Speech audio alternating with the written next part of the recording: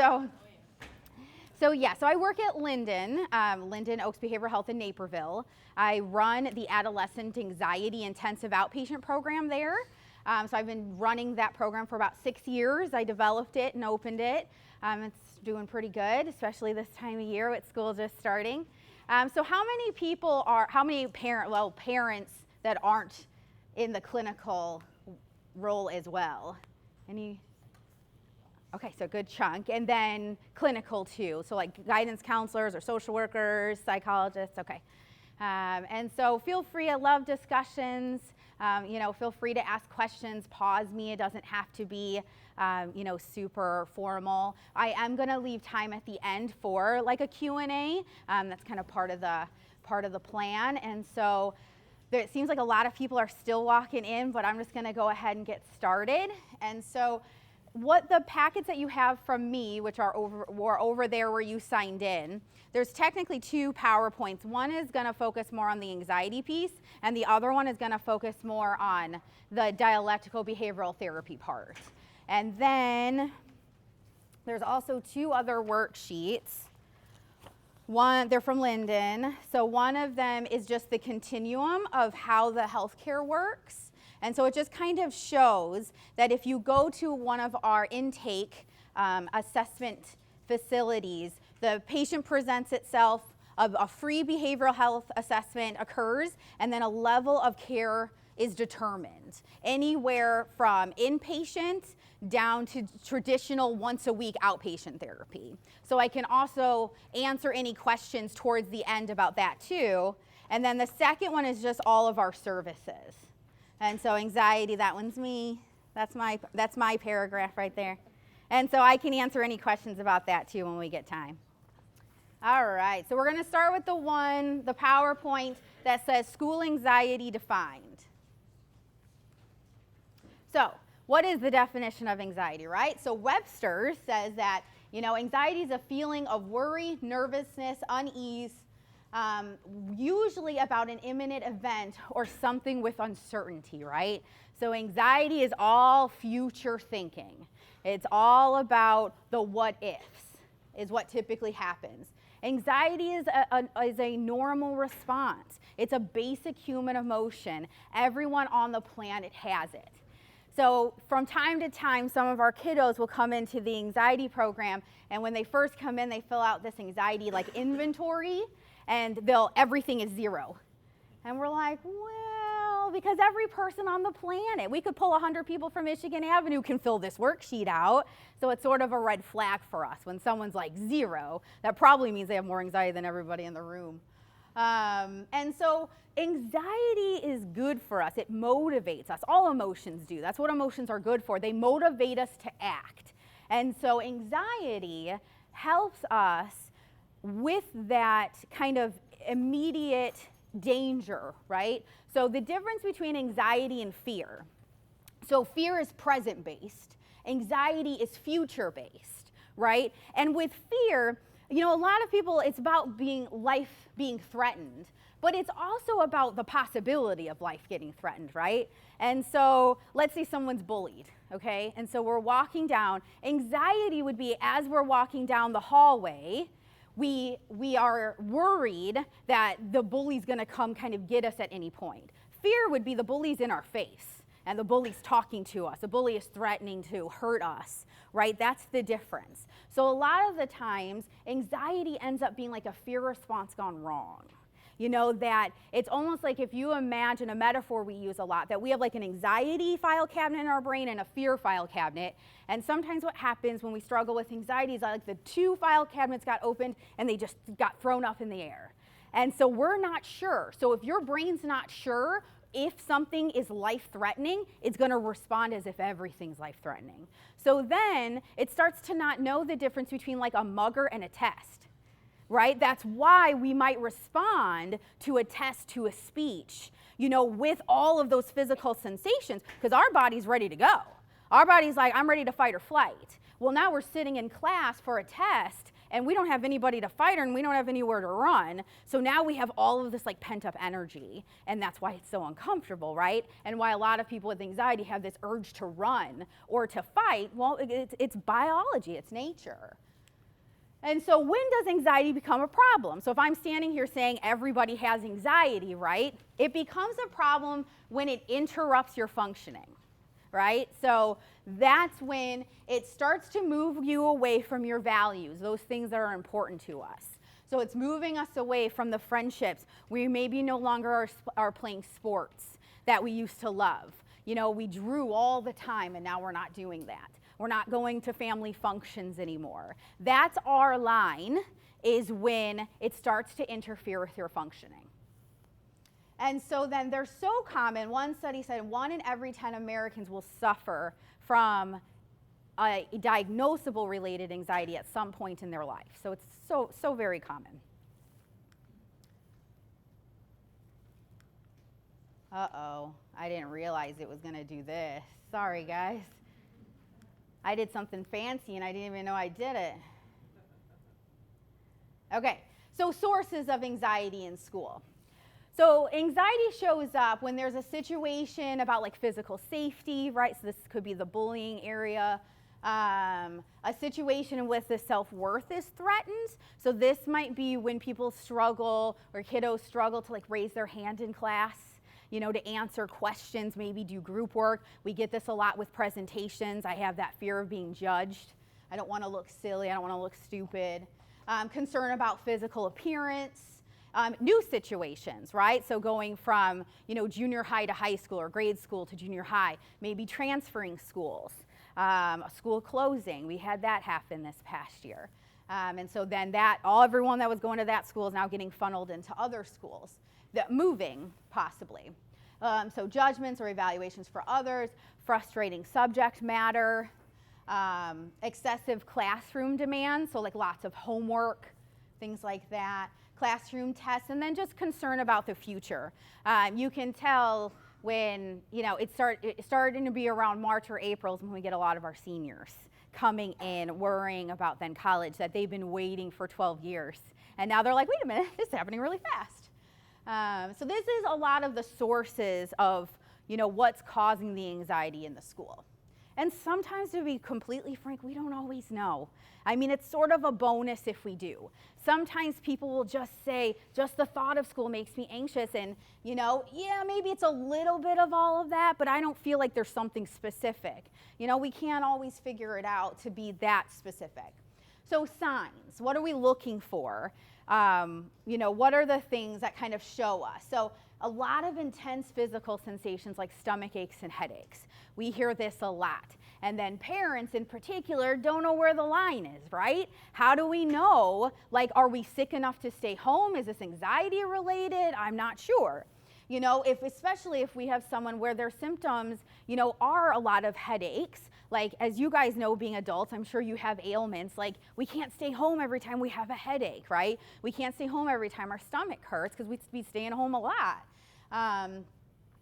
And so you know, we talk a lot about if this is sort of a common symptom for us, you know, then we want to build our tolerance to experiencing it because we're going to have to live with this.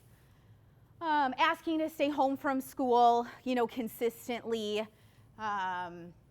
leaving class frequently.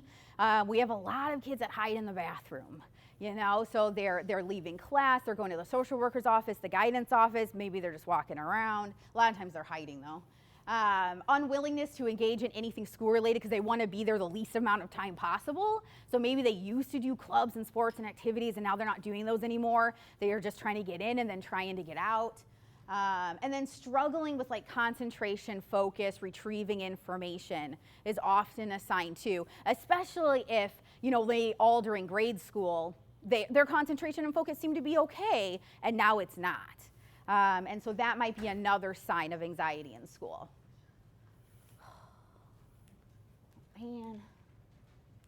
So then the effects of anxiety on learning. So what happens is that if we're anxious, we're most likely thinking about the future or hyper-focusing like on the stomach ache, to where then we're going to have a hard time paying attention and concentrating, right? It's going to be hard to sit there and listen to my teacher if my mind is thinking about this speech that I have 8th period. Decreased ability to process information. So our brains are sophisticated, but they're not that sophisticated, that we can kind of worry and then take in all this information and hold it to put it in our long-term memory. And so even if they're, paying attention somewhat, they're still, may be not taking that in fully for that long-term care. And then just being able to then retrieve it and then practice things they've already learned. So, at times what happens is that teachers will be like, well, you were here yesterday, you learned this. And the kid's like, I don't remember doing it though, because they're probably talking to their anxiety or their depression or anger, whatever the difficulty is. And so anxiety can really affect learning. So we really want to, be able to manage the anxiety so then we can learn better. And then it just makes it not fun, right, when all that's happening. So I just want to spend a moment talking about the difference between school refusal versus school truancy. So school refusal is when it's considered anxiety related. School truancy is when it's not considered to be anxiety. So from Fremont is the research from.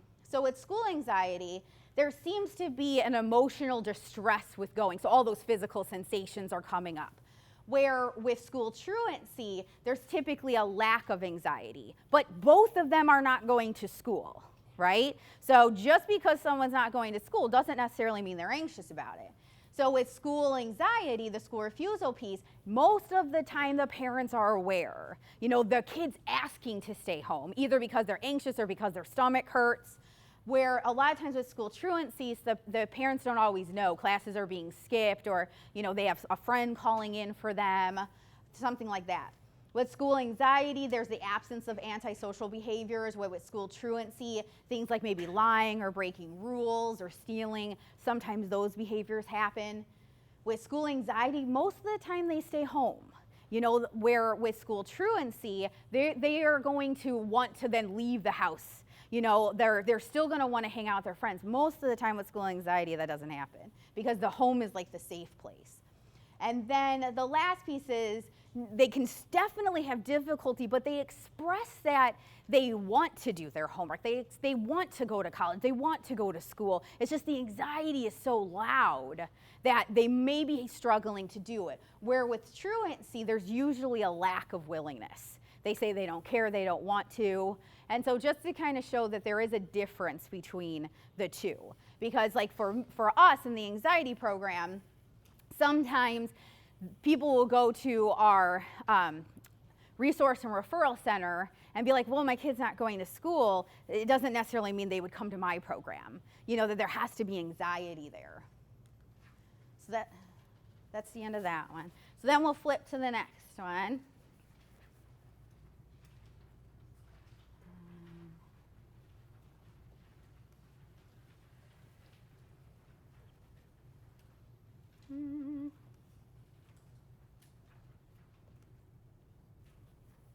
Okay. So this is now the introduction to distress tolerance. So, how many people are familiar with dialectical behavioral therapy? Okay, small chunk of the room. So, dialectical behavioral therapy, or DBT, just to shorten it up, that term, it was created by Marsha Linehan. We first absolutely want to give her credit for it. And she created it with two major things in mind. One is emotional sensitivity, and then the second one is management of what we call high-risk behaviors. And for us in the DBT world, they're all sort of in the same umbrella. So we're going to put that if someone is experiencing so much anxiety that they're, self-injuring or using substances to try to soothe themselves, that's all in the same category of what we would just call high-risk behavior. And then it's organized and systematic, which is one of the reasons we love it so much. So that term dialectical means like allowing two opposite truths to occur at the same time. And what we're looking for is to walk this middle path. So we have dialectics in the world. So we have anxiety, and the dialectic of anxiety is calmness. The depression, the dialect is hope. A lot of the times, kids in particular thinks that the dialect is happiness, but that's actually happy and sad, where depressed is hope. And so With this dialect, one of our main points that we're trying to teach is that we can feel anxious and still move towards our values. We hear all the time, I can't. And we'll say, why can't you? And they'll say, because I'm anxious. As if that we're done, as if, I can't move forward. And what we're trying to teach is that all of it can happen, that we can walk this middle path. A lot of people struggle, especially with depression, get stuck on things from the past. And what we're trying to do is a dialect of acceptance and change. This is one of Linehan's most basic dialects, is acceptance and change. We can accept what's happened in the past and we can change and move forward for the future. And a lot of the times people will get stuck and say, I can't move forward until this changes. Well, we can't change the past. And so can we accept that it happened and move forward? So it's a lot of this walking the middle path is the skill for that dialect. Does that make sense? Okay. So the goals, right? The goals are to learn and refine skills in changing behavioral patterns. So movement, behavior is all about movement, so that when people feel frozen and stuck, we're willing to move forward. And then emotional patterns, so anxiety and depression and anger, as well as thinking patterns. Letting go of some of those racing thoughts that we have. So it sounds very dramatic, but those causing misery, that's the word she uses a lot, is misery. Because it's miserable to feel that high anxiety, right? And so the behavior is what we're looking to decrease with DBT in general. And so if somebody was participating in a DBT program, we're looking to decrease interpersonal chaos, so being able to socialize and communicate more effectively. Labile moods, so like changing emotions quickly. And then impulsiveness, so being able to be more patient, move a little slower, as well as then confusion about the self. So that, especially with teenagers and kids, that self-acceptance piece, that self-confidence piece, we're looking for a lot. And feel free to stop me at any point with questions. So DBT, so this is the thing. This is what DBT has to offer, these 4 modules. So the program that I run, the program is split up with these modules. So there's mindfulness, which is about being present, because like I was saying, anxiety is all future-based, depression's all past-based. So especially if you have someone that struggles with anxiety and depression, they're anywhere but the present, which is where we're at. So we're constantly trying to help them refocus on the present, where are we at? Not even looking, 15 minutes ahead to the next class. We're looking for right here and right now. And we'll even talk about this with positive things, right? So here's an example. So my mom is actually driving up right now from Missouri. My mom and I get along really well, so I'm super excited that she's coming up this weekend. So if someone asked me a question and my mind wandered for a second to is there any new restaurant? I live in Schaumburg. Is there any new restaurants in Schaumburg I could bring her to? I am not listening, right? I'm not paying attention. But technically, I'm thinking about something happy. I'm thinking about something good that a lot of our society would be like, all right, happiness. But I'm not present. My goal right now at 12:25 is to be here in this room with you guys, right? And so I'm still going to redirect my attention back to the present, even with the happy thoughts, because I want to be here. And so we're actually not going to talk about that today, though. I can during the question and answer. But the kids that are in our program who are learning DBT, they're in our program 3 hours a day, 5 days a week for about 3 or 4 weeks. So we're talking about anywhere from 30 to 60 hours. I only got 2 with you guys. So, that's why we're picking in particular emotion regulation and stress tolerance to talk about today. Interpersonal effectiveness, that's all about socialization and communication. And so that's what that piece is about. And so for us in our anxiety program, each day is a theme. So every Monday's mindfulness day and so on. So they'll get 4 Mondays that are all about if the average person is in our program for 4 weeks. And so then emotion regulation and stress tolerance is what we're diving into today because they work together, they go together hand in hand. And so when we use all 4 of them together, then we have what Linehan calls our wise mind. And our wise mind is where everything is balanced.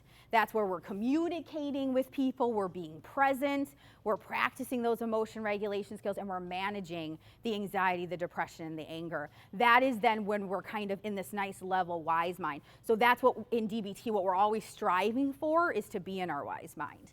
And so oh good, I have the picture of it.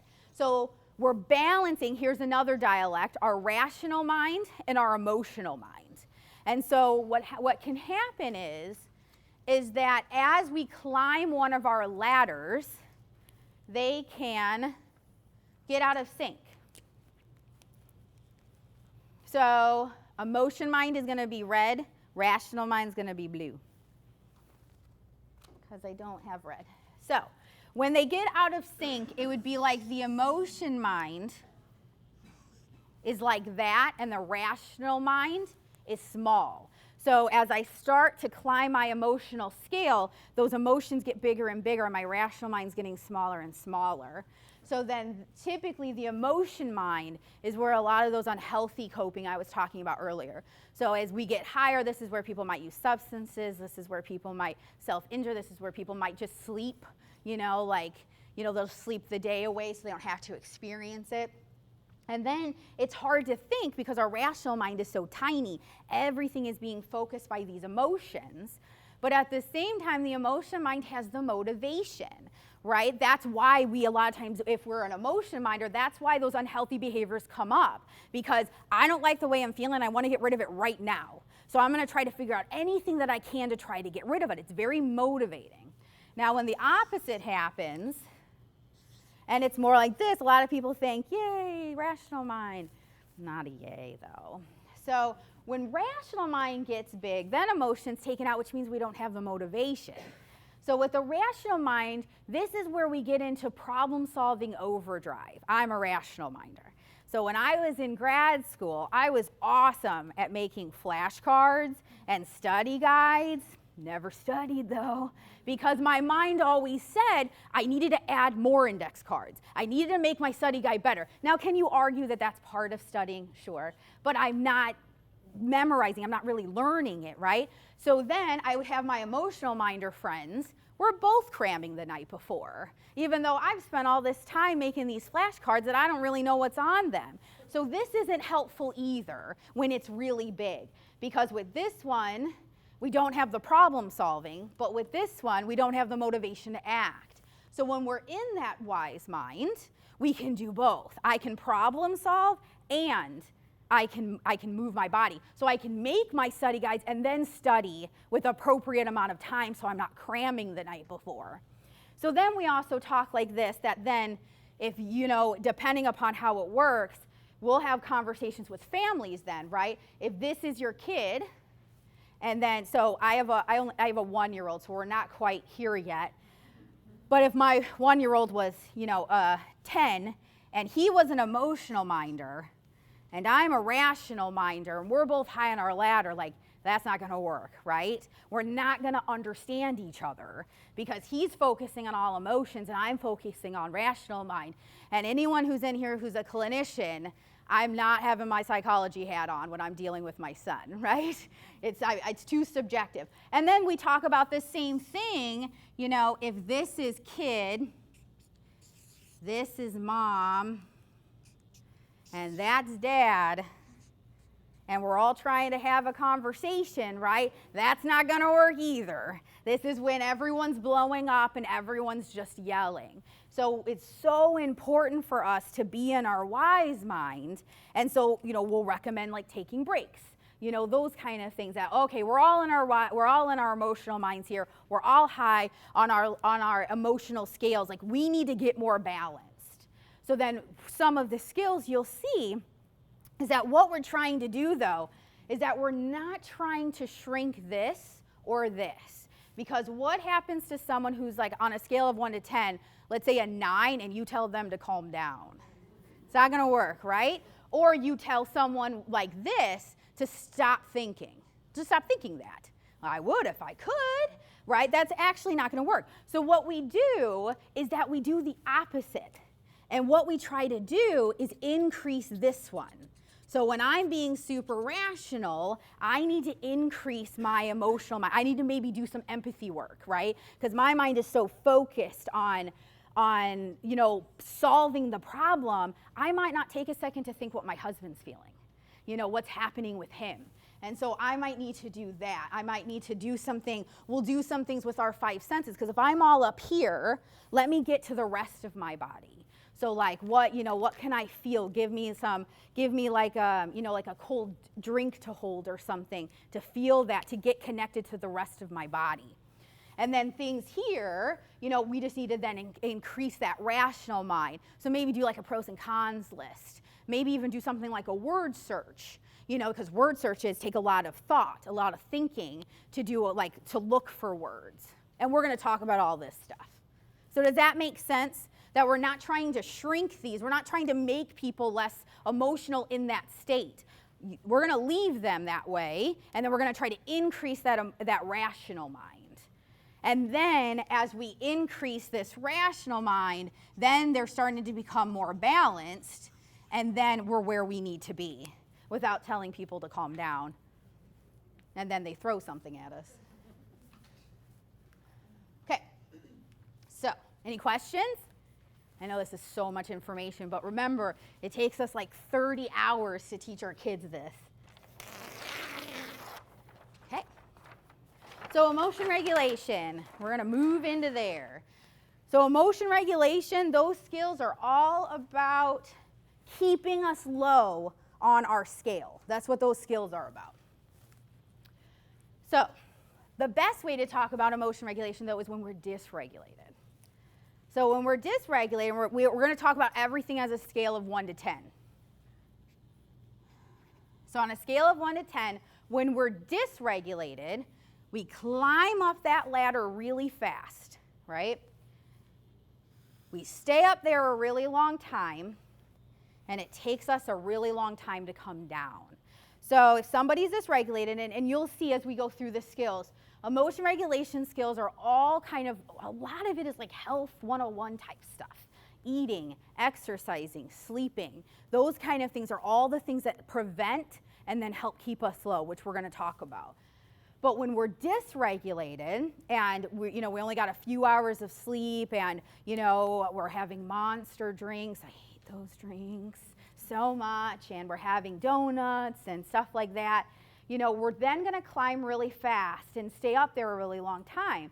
So this might be when your kid seemed good and then didn't, because they were, and then it goes up really fast. And then if you ever feel like your kid is like, this is something that happened 2 hours ago, why are we still really emotional about it? Because we're just staying up there a long time. And that's basically what that first paragraph is. The more that we're then regulated gives us the ability to climb up slower. So the more regulated we are, we climb up that ladder slower, which then giving us time to practice skills. So we might come down, and then we go up a little, come down. We're still humans, though, so we might still get high on our ladder. That might still happen, right? People are still going to break up with us. We'll break up with them. That's emotional times. We move. We study our butts off and still get, a C when we studied for an A. So we're still going to get high on our ladder. But if we're emotionally regulated, we'll stay up there a short amount of time, and then we'll come down quickly. This throws a lot of our kiddos for a loop, because they're coming in to, their goal is this. They're all coming in and they want that. This nice straight line where they never experience any emotions at all. And so, we have to do a lot of education on the purpose of anxiety and why we need it. That's what makes us walk faster down dark alleys, and, that's what makes us grip the wheel a little tighter when we're driving, when it's snowing, those sort of things. That anxiety, we need it. And so some of it is just simply let that sink in, that we're still humans, we're going to have intense emotions sometimes, but we can manage it better. So emotion regulation skills are understanding emotions, what they are, as well as decreasing then that emotional suffering that we experience so that we don't increase our own suffering. And so what that means is that as human beings, we have a tendency to do this. So if I'm really anxious about a speech at school, and so I beg my parents to stay home, and they let me, now I'm going to keep that in my future for like a whole nother day. So if my anxiety was at a 9 for this speech, it's going to be at a 9 until the next day, until I finally do the speech, right? As well as I'm now behind in all 8 of my classes. And so we increase our own suffering all the time because of this. But what we're looking for is those immediate rewards. I don't like the way I'm feeling right now, and if I don't do this speech, I'll feel good, and I'm only worried about right now, and then tomorrow morning, now it's all back again, so now I have to do this process all over and ask to stay home again, right? So we hear this a lot where kids get legitimately sick, and they miss school for like 3 days, and they don't know how to get back. Because now I've missed school, everyone's gonna ask me where I was, I have no idea what they've been doing, I've missed this, I missed that. I heard that they were doing group work and I didn't get to pick my group. And so then all this anxiety rushes, and then rather than just facing it right then and there in the moment, you know, we just keep it all in our future, and we're trying to get it all out of our future because, you know, that's one of my favorite DBT phrases is get it out of your future, because I don't like the feeling of anxiety, so I don't want to have it. And so I'll do anything I can, but I'm a rational minder, right? So I problem solve to get all that anxiety out of my future as much as I can, as well as reduce to that emotional vulnerability. So back to that big emotional mind. All the emotion regulation skills help us so that doesn't keep expanding. So then distress tolerance comes into play.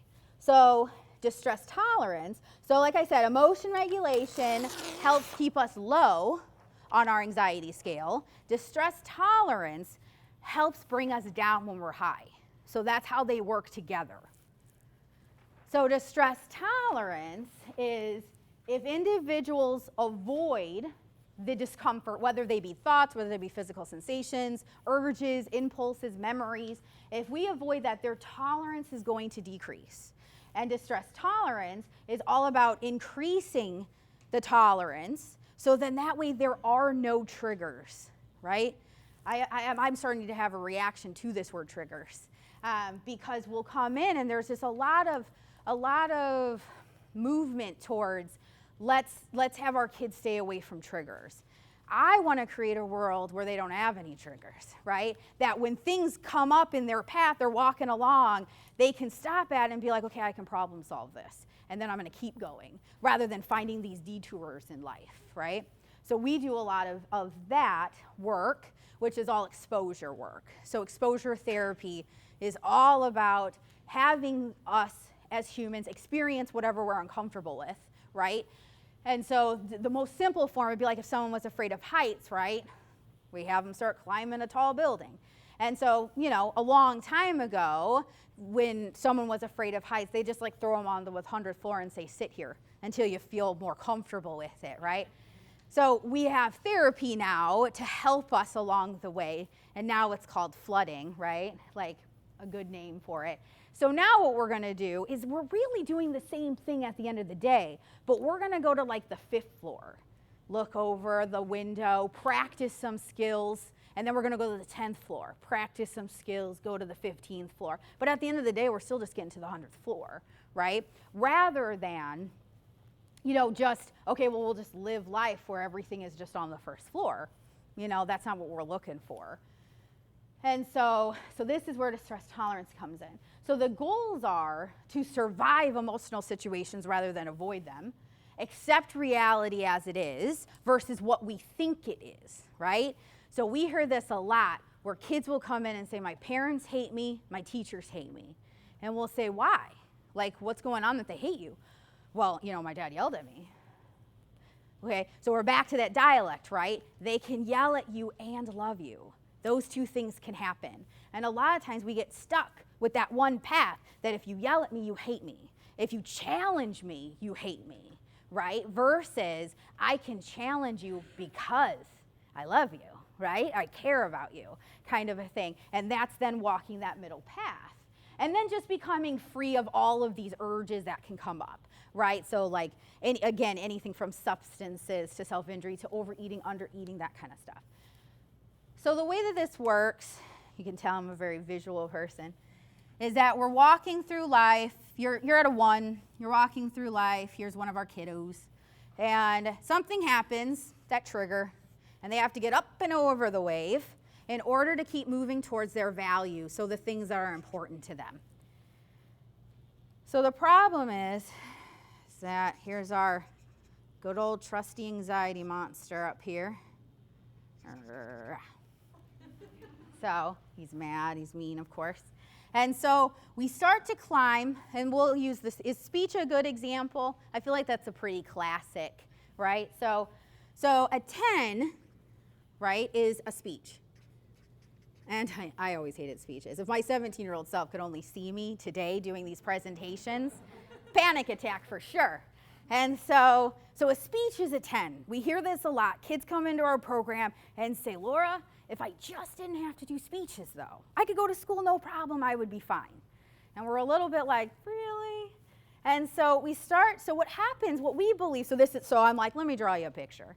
And so we start to climb, this speech is a 10, we start to get up, and probably about here, the anxiety monster starts telling you all the reasons not to do the speech, right? You're gonna make a fool of yourself. Someone's gonna ask you a question you won't know the answer to. You're gonna fumble all your note cards. And so then we say, you're absolutely right. I'm not gonna do this. And we cut it off. We go up there, we cut it off, and we slide back down and say, I'm not doing it. We refuse to go to school for the day. We go to the social worker's office crying, having a panic attack, whatever we would do in that moment. We cut it off. So let's say we make the accommodation, and in another presentation I could tell you all the reasons I'm not a big fan of accommodations. But we make the accommodations that you don't have to do any speeches. So the kid's like, yay, I'm gonna be fine. But so what happens is that we then make a new threshold for ourselves and say, because I can't do speeches, so I'm good. I'm just gonna drop it down. This will be my new tolerance level. My new 10's gonna go here, even though in real life it's an 8. We're gonna drop it down 2 degrees, and I'm gonna be good, no problem. The problem is the anxiety monster moves down too. So then he moves down, and we don't like the top of our ladder because it's uncomfortable. So now an 8 is like, let's say, group work. So then the anxiety monster starts to say, well, but you could still answer questions wrong if you're working in a group. You know, what if you do something they don't like? You know, so then we start to listen, and again, we start to go up. We get to about here because we don't like the top of our ladder. And so then we do the same thing and we cut it off and say, okay, I'm not gonna do any group work anymore. And so then we create a new threshold for ourselves and say, just as long as I don't have to do group work, we bring it down, and what feels like a 10 is really a 6 on our ladder. And then, you know, the same thing happens maybe with like raising hand in class. Because again, I can answer questions wrong, I could look silly, I could embarrass myself. So then we come up, we start to raise our hand, we get scared, and we say, nope, I'm not gonna raise my hand anymore. So then we just keep doing the same thing until we get all the way down, you know, down to here. So then that's why that 1 to 10, we can go up so fast, because you might really on a true ladder be going to like a 1 to a 2, because now we're avoiding everything. And what feels like a 10 is really like a 2. And most of the time, 90% of the time, we can prove this to all of our kiddos, because we can say, did you do all this stuff like in grade school? You know, did you do all this stuff, you know, when you were in 1st or 2nd grade? And most of the time they'll say, no, I did all the stuff I was supposed to in 1st or 2nd grade. Or, you know, if they're in high school, you know, I did all that stuff in grade school. So we know your tolerance was higher because you've done it before. And so then this is where exposure therapy comes in, is because we just bring it back up. So then we meet them where they're at, right? Because if we just go up here, you know, we'll have panic attacks. So instead it might be like, you know, like in our group exposures we would do is like, an exposure I would do is I would have them know the answer to a question I'm going to ask. I'm going to set them up. So we can have teachers set them up and say, I'm going to ask you who the first president was, you know, and they're already going to know who it is. And so we're just gonna move it a little bit higher than our tolerance level, and then I'm gonna have you raise your hand and ask a question that you know the answer to already. We've already planned this out. And then I'm gonna have you, I'm gonna have you do something like talk to someone in group or in class. And then I'm gonna have you raise your hand to a question maybe we don't know the answer to. And then I'm gonna have you do some group work, and I'm gonna work our way back up. Does that make sense? So then this is what happens to get us on my soapbox for 2 minutes about accommodations. This is what we believe happens with accommodations, is that it just keeps going and going and going. So then we're not spending time in the hallways and we're getting out of class 5 minutes early because now I couldn't handle anything in class. Now I can't handle anything in the hallways either because we just keep lowering our tolerance and tolerance and tolerance even more and even more. Does that make sense? Sucks. Sucks that we do this as humans, but the awesome part is, the powerful part is that with exposure, we get it back, and we can get it back really fast. That's the thing. Sometimes this process of lowering our tolerance can happen over like 5 years, but with exposure, we can get that back in a month. Because as long as we just keep doing it and just keep doing it and raising our tolerance. And then what happens a lot of times is then all of those pieces before about like that self-confidence, we start to build mastery and like, I can do this because look at all these exposures I'm doing. Yeah, and then we start to feel good and let me give more. I just had a kid today who, when he came into the program, said he wasn't going back to school. He's gonna do homeschooling. And so of course, like, secretly in my mind, I'm like, no, you're not. Like, no way. Like, well, and could you imagine if like got out reputation is you go to Laura's program and everyone just homeschools? Like, no parent's gonna send them to me then. So there's a little bit of that too. But he's only been with us for like 2 weeks, and just today, because I was leaving to come here because the program actually goes until 1:05. And so I was talking to him ahead of time about his treatment assignments for tonight, and he was like, give me a hard one. And I was like, yes, because I'm like, I got you. And then because he understands this process. And so now he's like, let's do this. Let's run. Let's go, because I now know I have the power over this.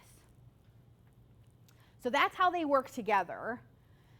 And so we kind of already talked about this. So avoidance results in that emotional dysregulation, as well as then decreases our tolerance to distress. So this slide is this picture. So then, I'm sorry, I should have put these up. And then, so then this slide is the pink, is building it back up. So this is increasing those tolerance level and restoring. Exposure is the number one way. It's the most effective. It's been that way for decades. This is if you're afraid of heights, you climb the stairs of the building. Expectations should be set just a smidge above where they're at, because otherwise we're going to overwhelm them. So it's just a little bit of where they're at. So that's why, every treatment's going to be a little bit different, because we might have some kids in class that they raise their hand, they answer questions, but they're not doing speeches or presentations, where we have another kid that won't participate at all. So they're going to have different levels of expectations, because it just depends on where their tolerance is at. And then natural consequences for not meeting expectations should happen. So whatever the school would do for any other kid, we suggest then happens to this kid, to whoever the identified kid is.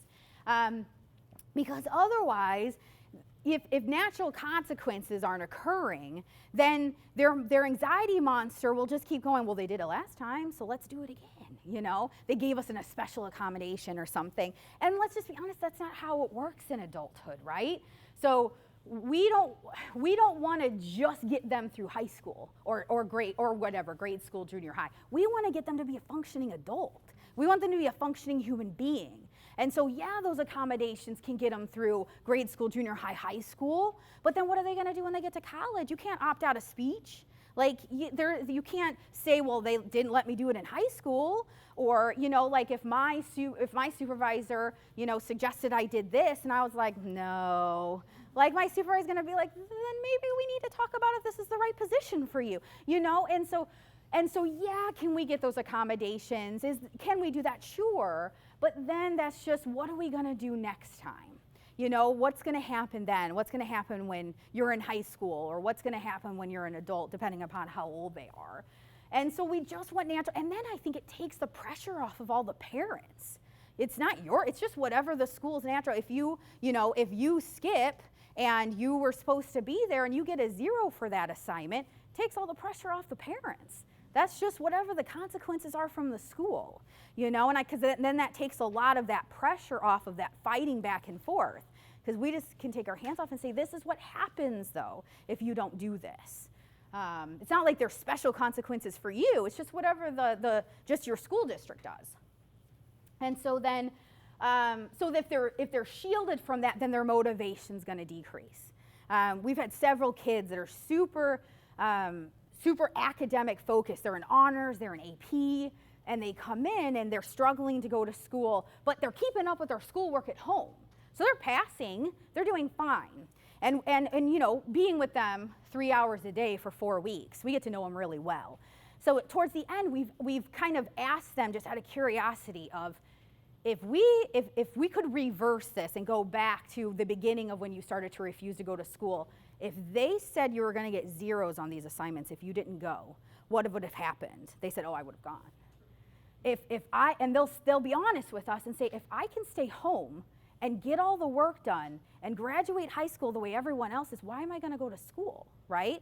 If I get to stay home and play video games and I get to watch movies and play on my phone, why wouldn't I want to do that, or stay with my family, right? Like, why wouldn't I want to do that versus going to school? That makes me anxious. Of course I want to do things that are more comfortable. I chose this career.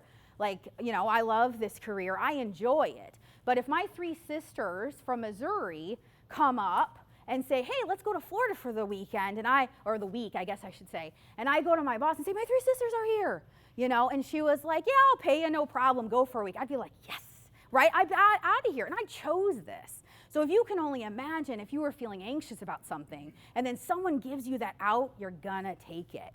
Like I said, I would right now, and I enjoy it. Not if I had this, of course. I would choose you guys any day over my sisters.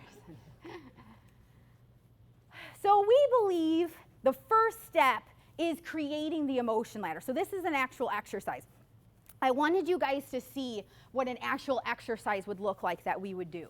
So we believe the first step is that we have to figure out what the ladder looks like, what this emotion looks like. And then because this is about school anxiety, we're going to do it with anxiety, of course. So the first step is that the ladder, and you're going to see a picture of it, the ladder is just the different levels of what's happening emotion-wise. And so it's anything from physical sensations, urges, thoughts, anything like that. The scale is from 1 to 10, and the typical crisis zone is 7 to 10, but it really just depends on the person.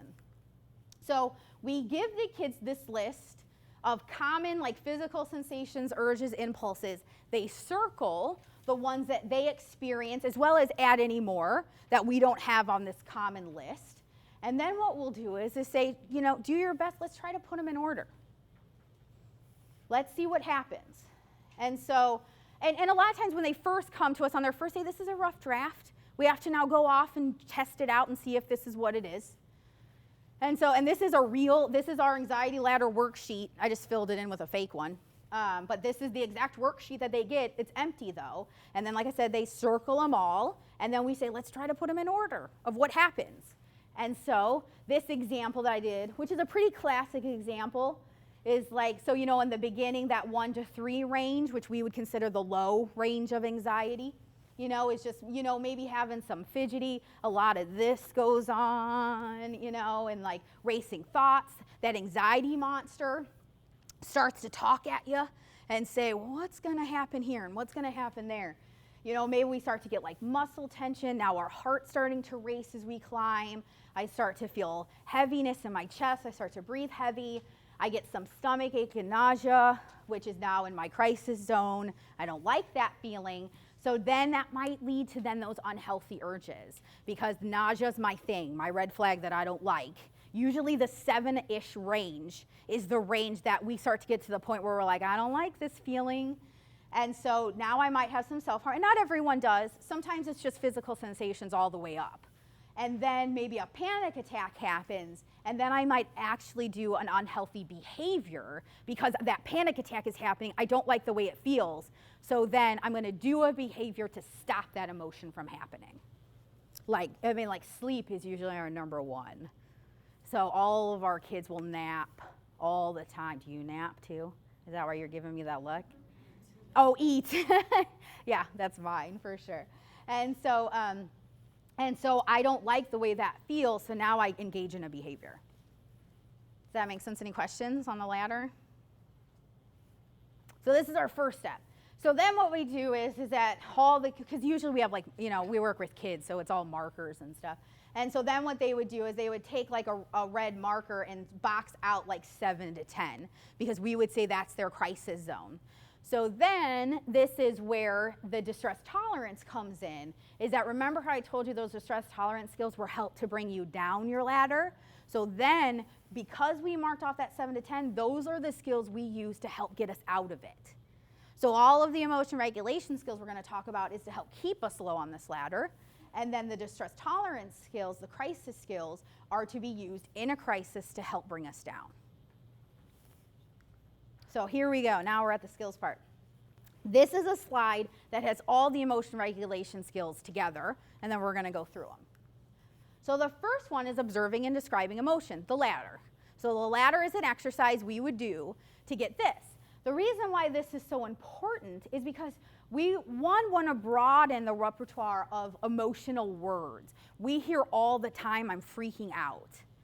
And we're like, it's so not a psychological word, you know? And we're like, and the way that I freak out is different than the way you freak out, right? And so we want to move away from kind of these big, exaggerated words and move more towards like actual feeling words, physical sensation words. Because if your kid goes to a social worker at school and says, I'm freaking out, they're going to have like 5 questions, right? Like, what's going on? What class are you in? Like, what does that mean? If you go and say, my heart is racing and I feel like I'm going to throw up all over the place and I'm at a 9 on my ladder, they're going to be like, okay, let's sit down then. Let's do some breathing exercises to slow that breathing down. The social workers are going to know more what to do if the kid gives them more specific things. If they're really young kids, I forgot to mention this. If we're talking about really young kids, sometimes what we do with this ladder is that we talk about it more as this like low, moderate, high. It's not so much of that 1 to 10, because that can be really hard, you know, for like a 7, 8-year-old. So we want to learn to accurately describe it, as well as, like, so for me, I get butterflies in my stomach kind of no matter what. If I'm really excited and I'm at Disney World, I'm going to have butterflies in my stomach. If I'm really like excited because we're doing like a surprise party for someone, I've got butterflies in my stomach. If I'm really anxious because I'm getting on a plane, butterflies. So butterflies for me mean nothing because I get them all the time with all emotions. Chest tightness, on the other hand, that typically only happens when I'm anxious. That's my red flag. I hate chest tightness and like that feeling like I have like an elephant sitting on my chest. So that is a red flag for me that that's anxiety showing up. So we want to figure that out too, because sometimes people will just be like, my stomach hurts. Well, like for me, like I could use that terminology, but it's really just butterflies. But my stomach hurts, like I had butterflies before I started speaking, you know, like the 10 minutes right before I started speaking, because it's exciting, it's fun, it's nerve-wracking too. And so we want to kind of pull out what are just traditional experiences that we have all the time because we're human versus what's different. So like if I'm feeling sad, like I have more of like a heaviness about me, like my arms and my limbs just feel kind of heavy when I'm sad, and I don't really feel like moving, you know, so then I have urges to just want to like curl up. And I don't get that when I'm anxious. If anything, I'm the opposite when I'm anxious. I want to like move around. And so it's important for us to know that. And then as well as exploring the dialects of that emotion. So like I said before, like anxiety, the dialect is calmness. Depression is hope. Anger is desire. And then the aftermath of an emotional experience to kind of know what's happening. Sometimes simply just knowing what's happening can help us stay low on our ladder.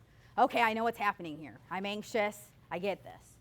So accumulating positive experiences. So this Linehan, who created DBT, loves acronyms. So this acronym is ABC Please.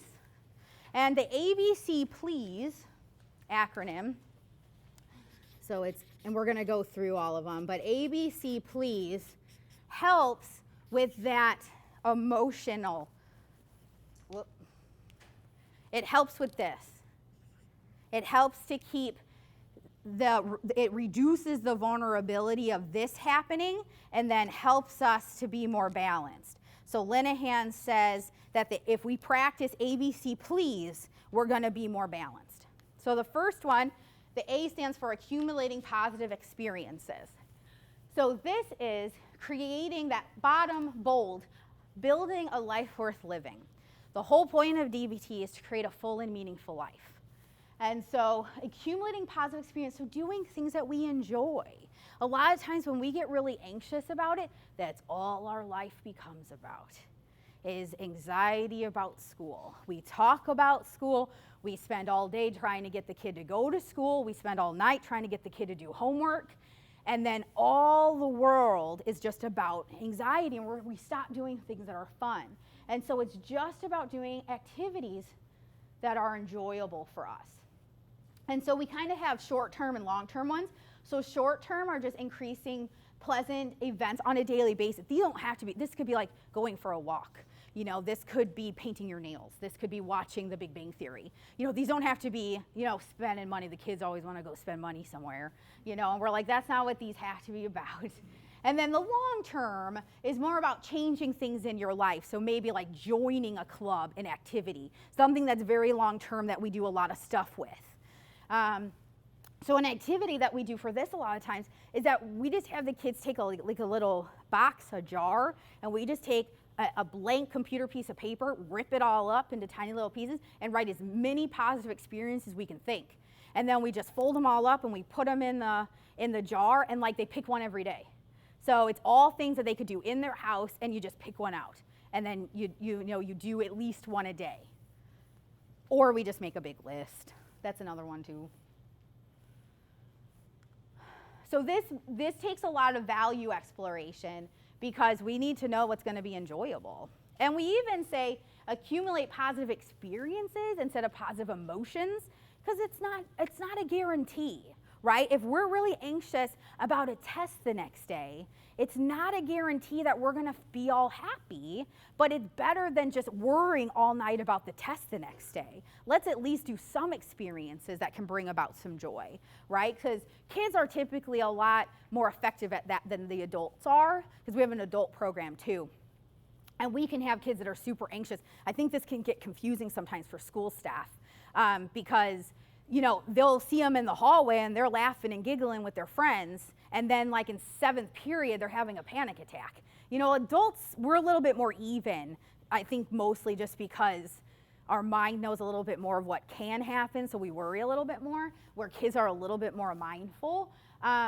And so that's what we're looking for, is that we can laugh and we can smile, even though maybe maybe we're at a 5 of anxiety for the majority of the night, but we can have pockets in there where we're still smiling and laughing and giggling. So B and C, B is the build mastery. So these are activities that's going to give us a sense of accomplishment. Our brain likes this. Our human brain likes to accomplish things. So doing things like this that's going to build mastery is going to be really helpful. So this is basically anything with sports, music, any kind of like drawing, arts and crafts, anything that you have to work to build up more is going to help us with build mastery. We want to increase the difficult level over time. And then coping ahead. So this is just that classic, we see this all over the place when it's finals week, right? Of like, let's have protein for breakfast, let's make sure we're getting plenty of sleep. So coping ahead is that piece of just, if we know that there's going to be something that's anxiety, let's do the best we can to plan for it. We don't always know, but if we do, let's plan for it. So the please, don't tell Linehan this, but I think this is the worst acronym on the planet. So please, because the P and the L is from the P and the L from physical. I mean, come on, Linehan. We could have done better than this. But this is just, again, back to that Health 101 stuff. And so, So the first one is treating physical illness.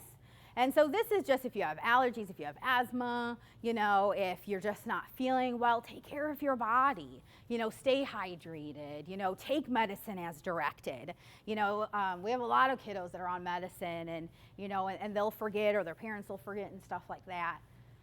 Balanced eating, just making sure that we're, following the pyramid or my plate, making sure that we're getting fruits and vegetables, things like that. Avoid mood-altering substances. Our kids get really stuck on, I don't do drugs and alcohol. But we're, again, talking about sugar. We're talking about the monster drinks, coming in with a venti of double shot this or that. And then they're wondering why they're feeling all jittery, So avoiding any kind of substance that's mood-altering. And then balanced sleep. So, kids on average should get 8 to 10 hours of sleep. The majority of high school students are not getting that. And then getting exercise, getting activity, doing activities you enjoy. So I'm sure, as you guys know as adults, if you only got 4 hours of sleep, and then, you're grabbing a pop on the way out, and you haven't gotten any activity lately, and then, you forgot to take your allergy medicine, you're gonna be cranky, right? And so this is the area where we talk a lot with the kiddos of this is the area that if this is that dysregulated part, we might be walking out the door at a 5 simply because we're dysregulated. We haven't even interacted with anyone yet. But because we spent all night worrying about something and we didn't sleep well and we're not eating well and we forgot to take our medicine, we might be walking out the door at a 5. And so then if we're going to school and we have social anxiety, and then all of a sudden any kind of social interaction that we didn't know maybe jumps you up 3 points on your ladder. Well, if you're at 5 and now your teacher says, okay guys, we're gonna split up into groups, and you're gonna jump up 3 points, you're now at an 8 and you're in your crisis zone, like that. If we're at a 1, right, or a 2, when we walk out the door and then a teacher says that, we're up to a 5. That's more manageable. We're not in the crisis zone. So it's so important to practice these skills. And the kids always, their eyes glaze over with this one. They're like, I learned this already, but we really just talk about, but this is the stuff that's gonna keep you low. And yeah, we can sit here and we could talk about how it's not fair because maybe your friends only need, my husband only needs 4 hours of sleep and he can function fine. I could go on and on and on about how that's not fair because I need 8, but that's not gonna change anything, right? After 2 hours of me complaining about that, then, he can still get 4 hours of sleep and I still need 8. And so I just kind of wasted my time and yours. And so we have that conversation a lot, and because they want to be validated. So there's this line that we always have to, just pay attention to, back to that dialect of, yeah, we want to validate, but we also want to move forward, so let's validate you. Yes, I understand what you're saying. That would be really frustrating. And now let's move forward though. Because if we just sit here and talk about it, it's not gonna stop any of the anxiety from happening. So when we do, taking care of our bodies, building mastery, planning ahead when we can, and then accumulating those positive experiences, that's when we're going to be able to be more balanced, and it's going to help with this. So then just increasing mindfulness to current emotion is simply going to help us stay lower. So that's back to knowing what we're feeling, knowing that, okay, wait, I feel butterflies all the time, so that doesn't mean anything bad.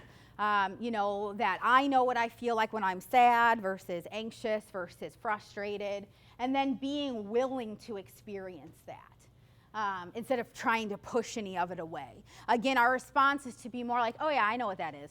I know what this feeling is. I remember this feeling. I felt it before. It's a wave. We have another phrase, ride the wave. Let me just ride this wave out. And then taking opposite action. So our emotions have a natural urge. So like I was saying before, if I'm sad, my natural urge is get in my pajamas, get some food, get a blanket, close my blinds, snuggle on the couch with my dogs, right? if I do that though, is that gonna make me less sad? Like, no, that's gonna make me more sad, right? So we wanna do the opposite. So like if you're sad, we need to get active. If we're anxious, you know, if there's fears there, we need to do what we're afraid of. We need to do exposure to it. You know, if we're really angry, like do something nice for them. Those are things that's gonna help us stay lower too. Not just following whatever that natural urge is, because it's probably not helpful. We do this a lot with siblings, where we have siblings that don't get along well, so then we'll give the kid like a treatment assignment to like give them a hug. And they'll always say, because they're not used to it, that their like sibling will just like stand there frozen. Because like you just gave me a hug. Like usually we fight, what's happening? You know, like, and that's a really fun treatment assignment to do. Guilt and shame, rather than like avoiding it, like repair it, that's kind of back to that confronting. So those are the emotion regulation skills. So if we practice all of those, we're going to stay low on our ladder. Any questions? Yeah? Guilt and shame. I mean, I think guilt is something that we kind of experience right then and there, and shame kind of hangs out with us. And then we can kind of take on this like shame persona, where guilt is more of a experience that I'm having like right here, and I feel guilty about this situation, where like I'm a shameful person. Does that make sense? And avoiding your kids. So that they don't feel it? So that they're not, so they know the difference. They're, you know, they've done it. You get mad and it's guilt. So this doesn't turn into shame. Sure. So a lot of times what we talk about is that if we feel guilty, just apologize and do something to make up for it. So apologize and do a corrective action would be the psychology term, but just apologize and then do something to make up for it. So like make a card, do an extra chore, and then we would work towards that acceptance piece. That it happens, we can't undo it, and so now let's move forward and learn from that experience. So then that's gonna come back to that dialect of acceptance and change. You know, that I accept it, and then we can't change it, so let's just have that help us for the future so we don't do it again. Does that help? Okay. All right, so let's dive on into distress tolerance. So acceptance strategies are short-term. I flip-flopped it. Acceptance strategies are long-term. That's what's going to help us increase our tolerance long-term. Where crisis survival strategies, those are the things that are going to help us in the short term. So we're going to go through them. So these are the acceptance strategies. So willingness is moving your body and carrying with you that discomfort, right?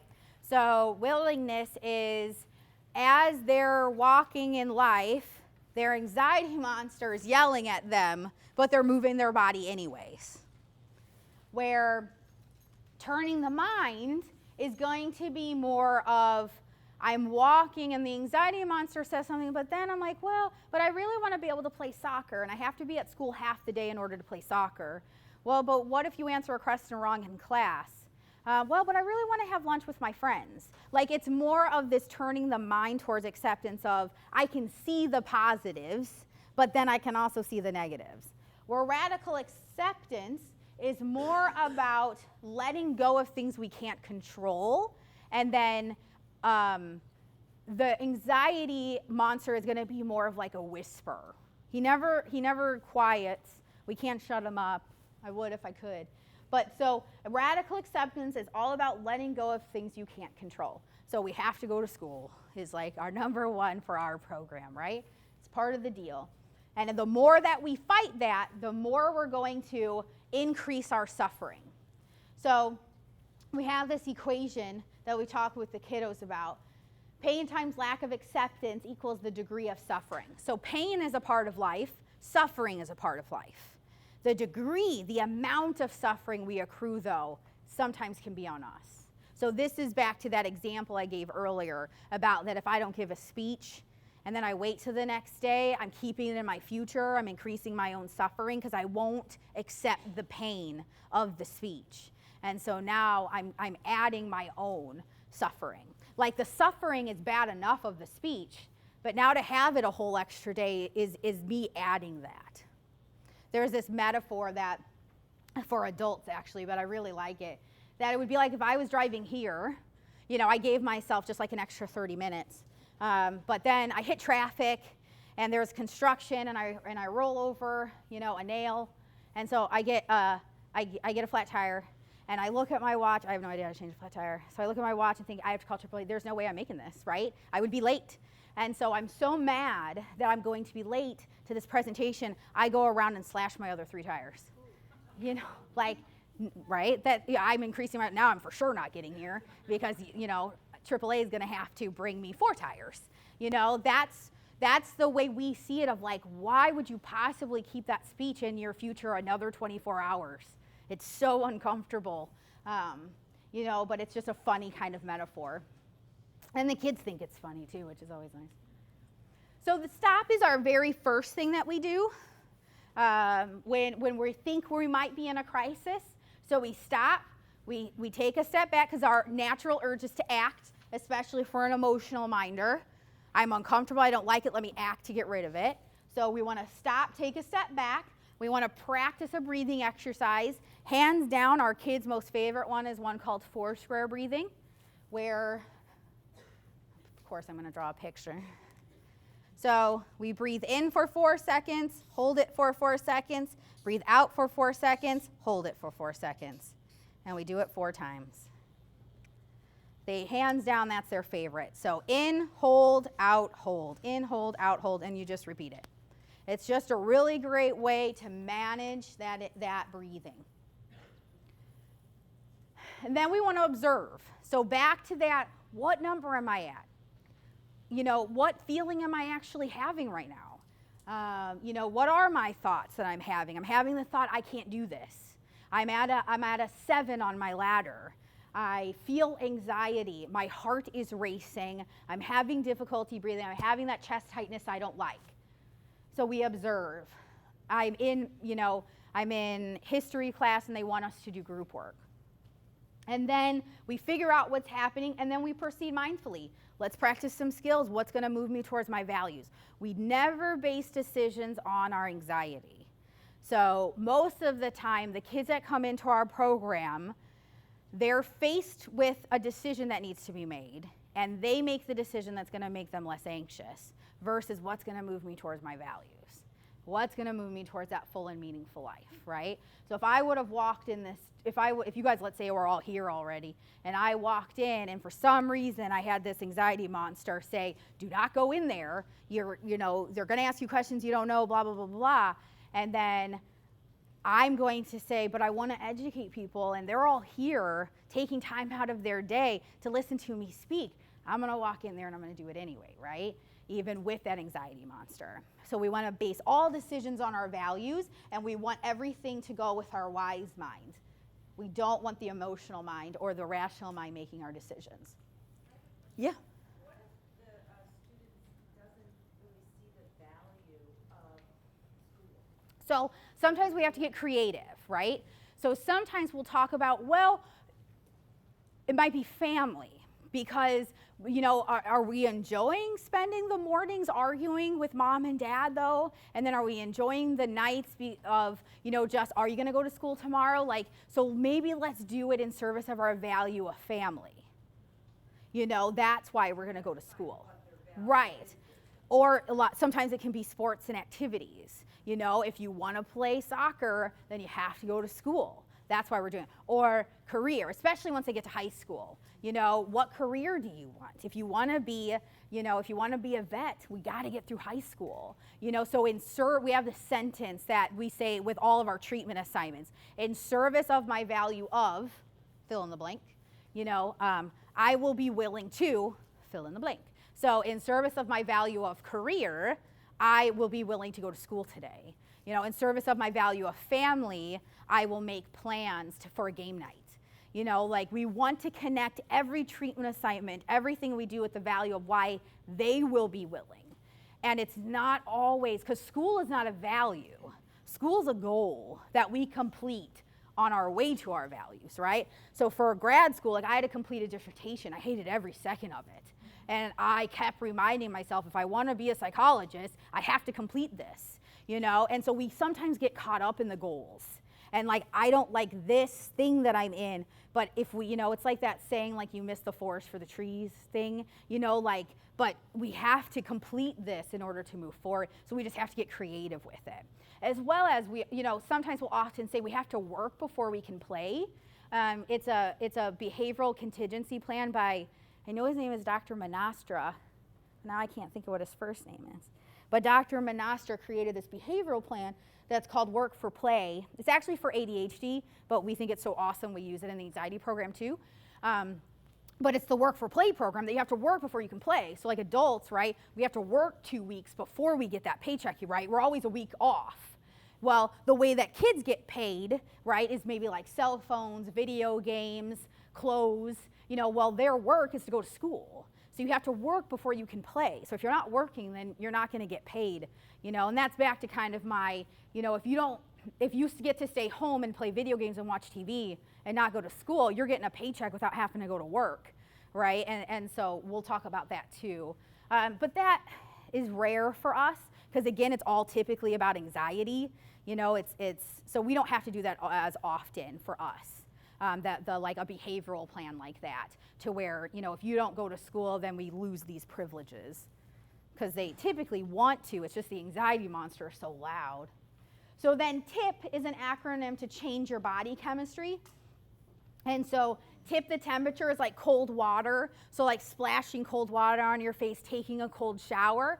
What ends up happening is that they've done some research and it creates this dive response where it slows your heart rate and reduces blood flow. So that's back to that, my heart's racing, I'm feeling tingly, my body's ready to fight or to run away. It doesn't have anywhere to do that. So this kind of shocks the senses and slows all that down because I don't have anybody to fight because my, you know, it's just anxiety about a test. Intense exercise, we're not talking about walking here. We're talking about like doing jumping jacks, burpees, you know, high knees, bear crawls, you know, stuff like that. Something intense exercise that's going to get your body revved up to expend all of that extra energy that we have when we're feeling really anxious.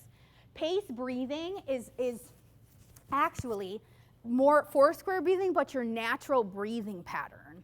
So I think the average, they did research, and I want to say the average was 5 seconds in and 7 seconds out is just our natural breathing pattern. Everyone's a little different, but the average. So this is like the Foursquare is to help when we're managing it. Pace breathing is just your natural breathing pattern.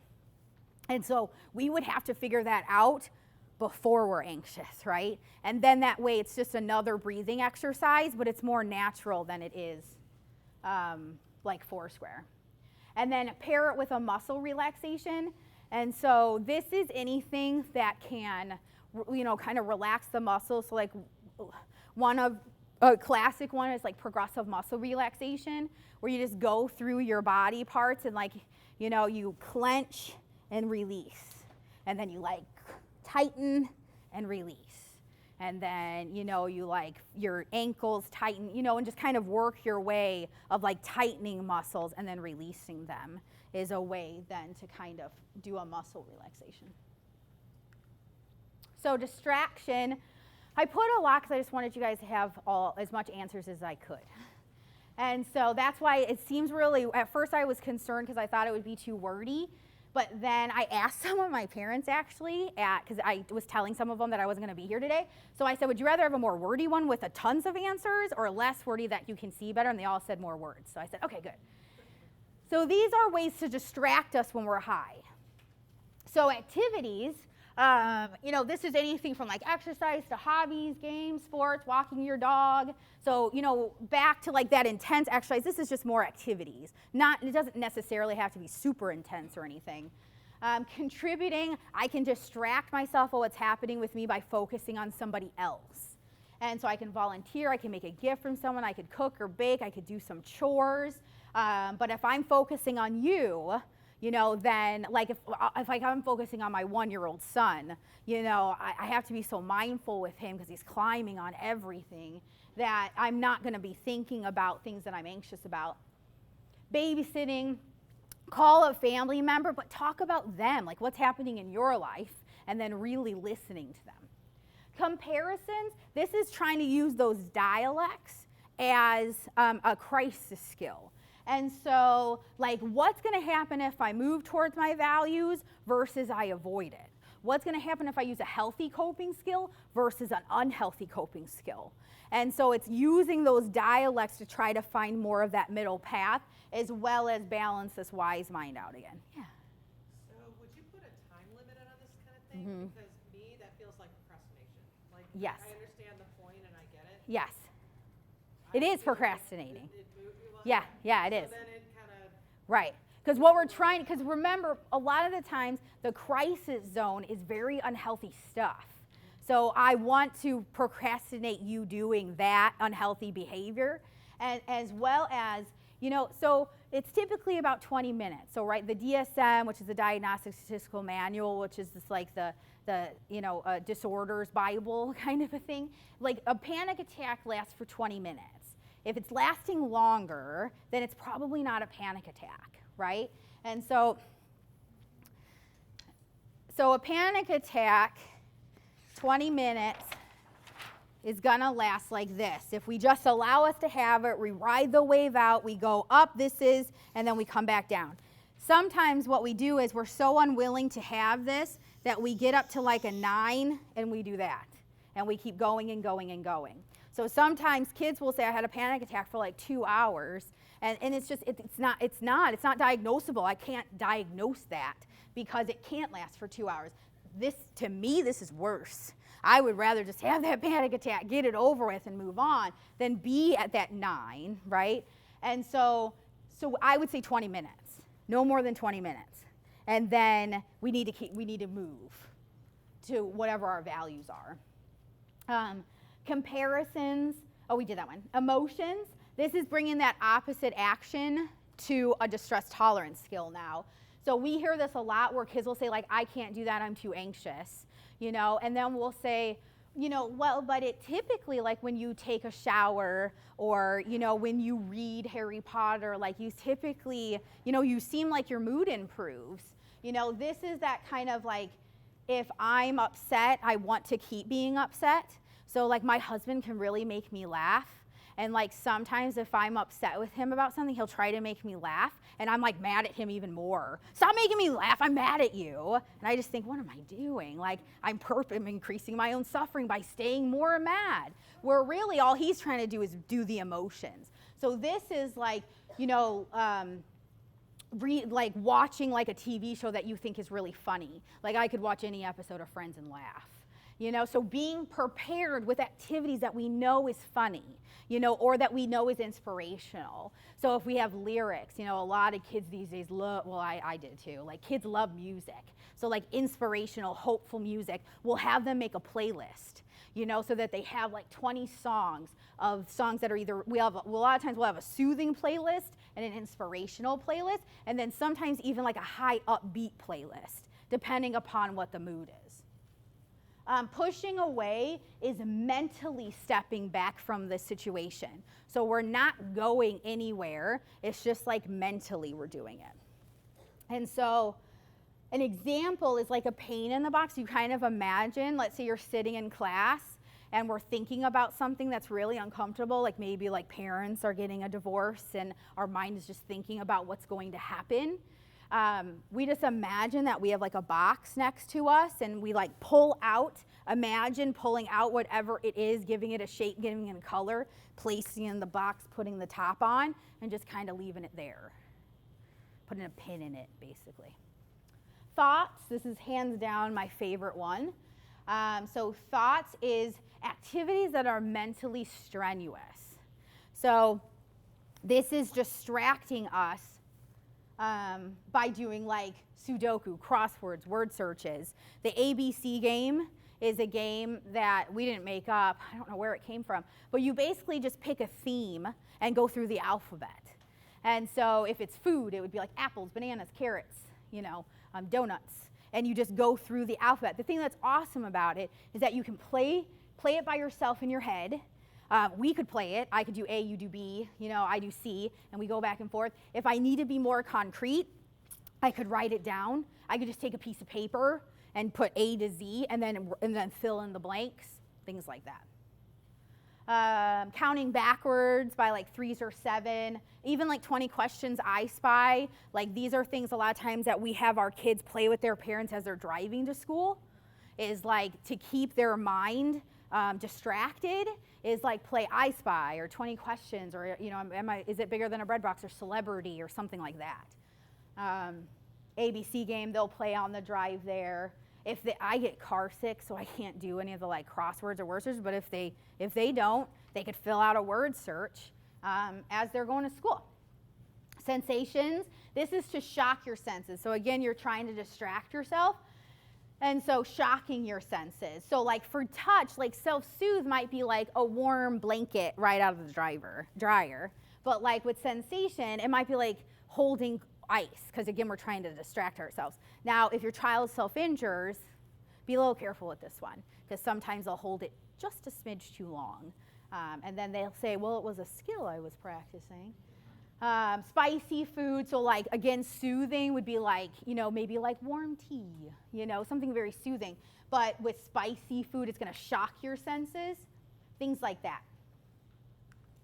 So improve the moment. Now this is a category where you don't need objects for. And so because we always have kids in our program that say, I am not using a stress ball in class because everyone will know I'm anxious then. I don't want any of that stuff. So then we're like, awesome, we have an entire category for you then. As well as sometimes anxiety shows up and we don't always know it's there. So we always sort of want to have back pocket skills if we can. So just imagery. Things we could think about. My favorite thing, imagery-wise, is like how I would redecorate my house. So like the kids will say, how would you redecorate your room? Think about that for yourself, Because our goal is to keep the kids in class. That's our primary goal, right? So when we're transitioning our kids back to school, depending upon the school, we have a couple different things that we can do. And so we'll talk to them while we're transitioning. So when we say transitioning, that means they're like coming to us, leaving, and then like going to their last few classes, or they're going every other day. So they're like with us going to school, with us going to school. We'll say, can we please not have them participate? Because by the time they get to us, they're refusing to go. So we just need to get them back in the building. So can we start the first week or two with not participating in class? They're just going to show, because they might take 6 minutes to do an imagery work to keep their body in that class. So we're not constantly leaving, hiding in the bathroom, or going to the social worker guidance. So in the beginning, it might be just to keep them in that classroom, because the last time they actually spent all 50 minutes in that class might be like weeks ago, and we need to build that tolerance back up. So then meaning making is just, why are we uncomfortable? Why are we going to be willing to do that? So identify the value underneath the distress. So I'm really anxious right now. I'm at like a 6. I'm uncomfortable. I'm sitting here because I want to be a vet someday. And in order for me to be a vet, I have to be sitting here. History-wise, most of our kids say this one is not going to take them from like a 9 to a 2. But if this takes us from a 9 to an 8, we're headed in the right direction. And so we might have to use more than one at a time, and always remembering why we're doing this can be helpful. Prayer and meditation, there's so much research out there that shows that it can, calm physical sensation. It helps us with that contact with the present moment. Prayer and meditation does. It can connect us to a higher power, increase trust, support, hope, things like that. And we don't need any objects to pray or meditate. Relaxation, we just like to figure out some ways we can maybe get some relaxation without having things. We get calls from social workers, from schools, that will say, Johnny is in class or in my office, and I asked him what his favorite skills are, and he said playing with his dog, playing basketball, playing video games, taking a shower. We can't do any of those things here. And so we want to figure out some skills that can be relaxing without having all the objects, because we might not always have those. So So like if you already know some like exercise, like stretching can be really relaxing to the body, going for a walk, like singing or dancing, especially for kiddos that love music but can't listen to the music, like singing to themselves, humming to themselves, dancing. And then, you know, we have a lot of kids that like stress balls, and we just don't always have it, but we have things on our person all the time. So like right now, if I was sitting in class and I was anxious, I could like take my watch off and like I could just sit here and do this, right? I don't have my stress ball. I love my stress ball and I don't have it with me. I can do that. So we just talk about that we have kind of stress toys on us all the time that we just don't always know it. So I could play with this for sure. I could like wind it around my fingers. That would be fun. One thing in the moment, this is a skill that we want to practice with everything that we do. This is giving 100% attention to whatever it is. So if I'm doing this, because again, our brains are sophisticated, I can do this while I'm thinking about, man, I'm so going to mess up on that test today. I didn't study enough. Versus if I'm like, oh no, sorry. Hold on, sorry. Versus if I was like 1, 2, 3, 4, like how many times am I winding it around my finger? You know, it's black, it's thin, it's smooth. And so I'm being very mindful of what I'm doing while I'm doing it. If I was doing a word search, you know, I might be like, you know, out loud or to myself, be like F, G, H, if I'm looking for the word, you know, like icebox, you know, and like, because I will just scan, like you guys have read a paragraph and didn't read a paragraph, right? You guys, like that's what happens when we're high on our ladder. So we might have to take it piece by piece. And so this one thing in the moment is just 100%, all 5 of your senses, just fully ingrained wholeheartedly, whatever activity that we're doing to help with that mind piece. Vacation. This is our one and only skill about leaving a situation, and it will always be the kids' favorite. We have one out of all the skills I talked to you about leaving, so we made parameters on it. So you can leave, it's for 15 or 20 minutes. You practice a skill while you're gone.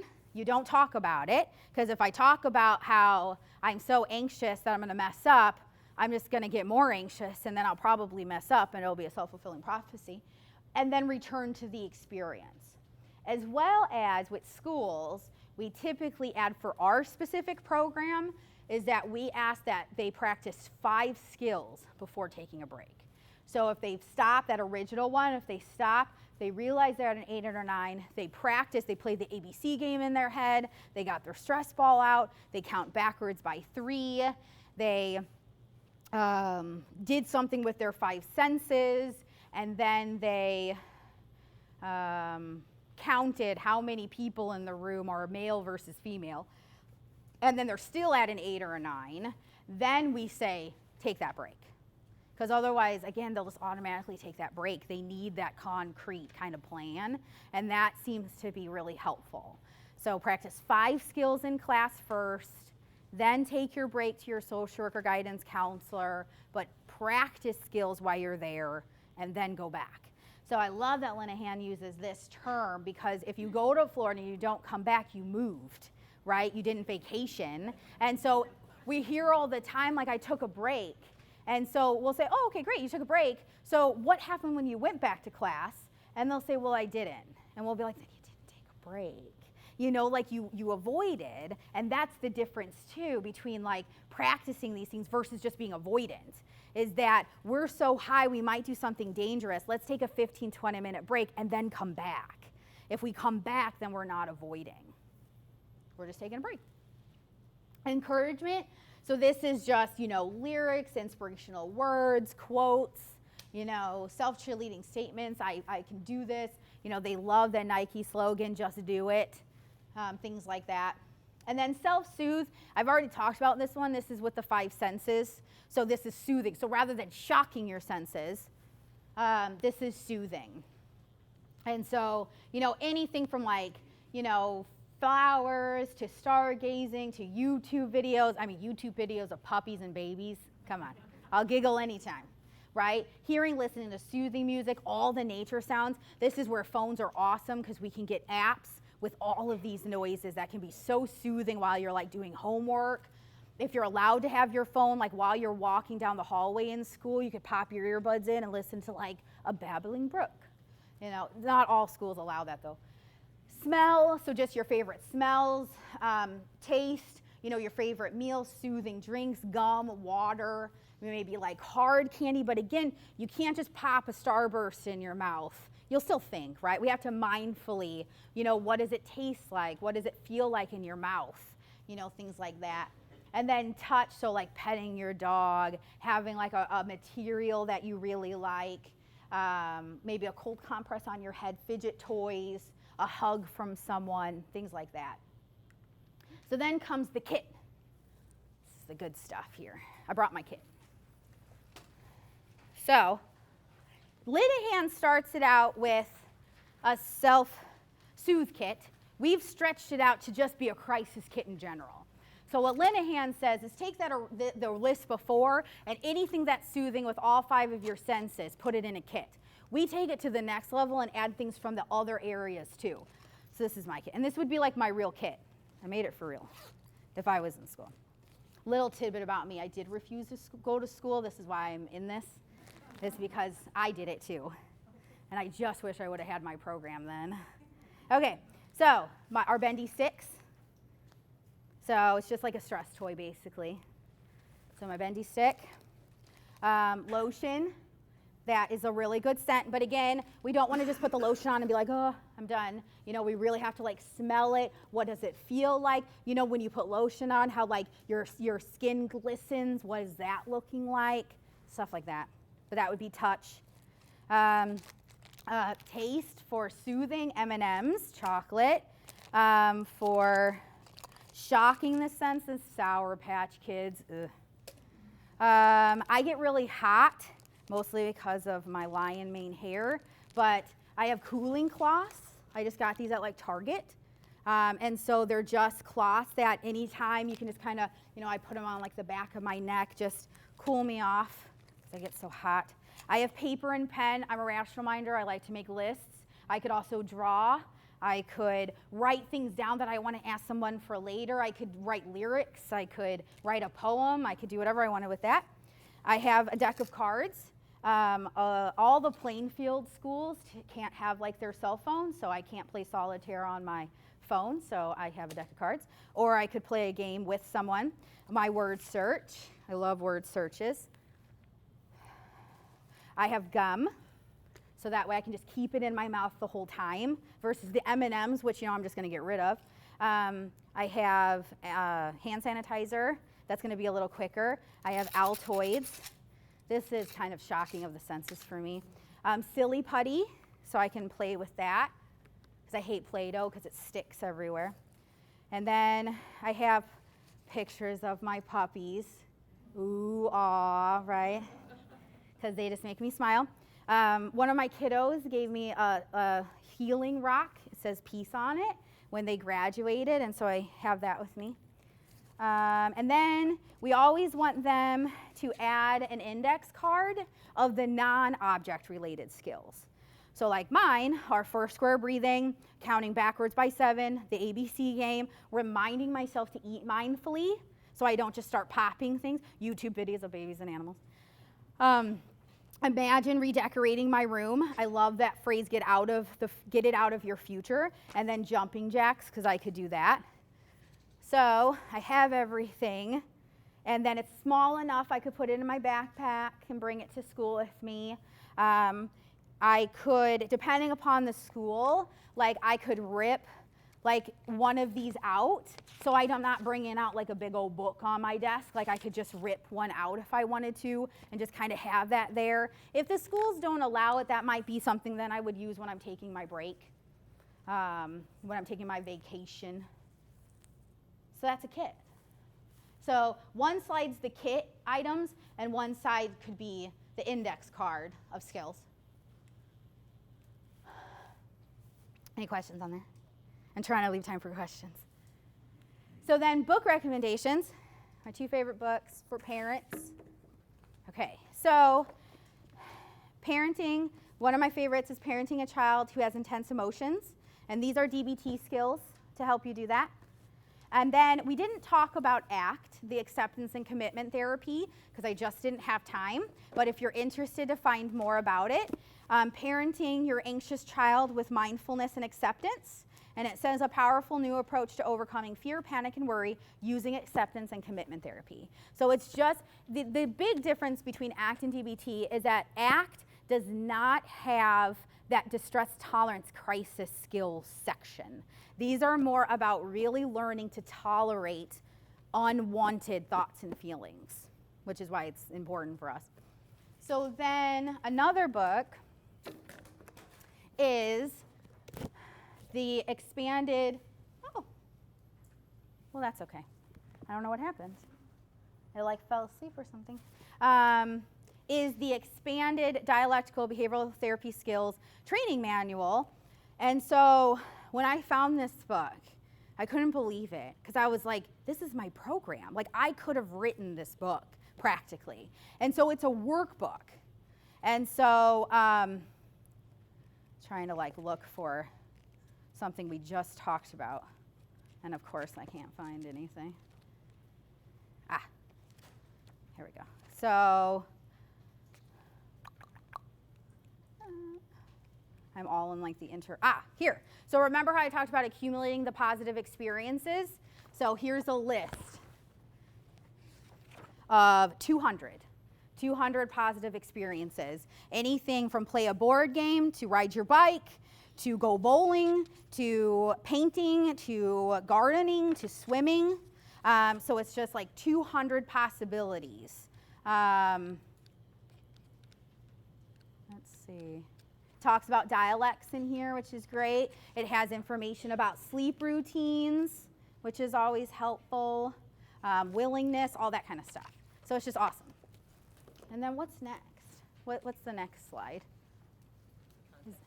Oh, just my information. So my email if you guys have questions, or the main number, which is just to that intake, which is just to our assessment and referral. We call it ARC, Assessment and Referral Center. That's just the number. It's 24 hours a day. That's where you could get free assessments for a kid. You could just ask questions. That's just our 24-hour number. And then my email if you have more questions. Phew.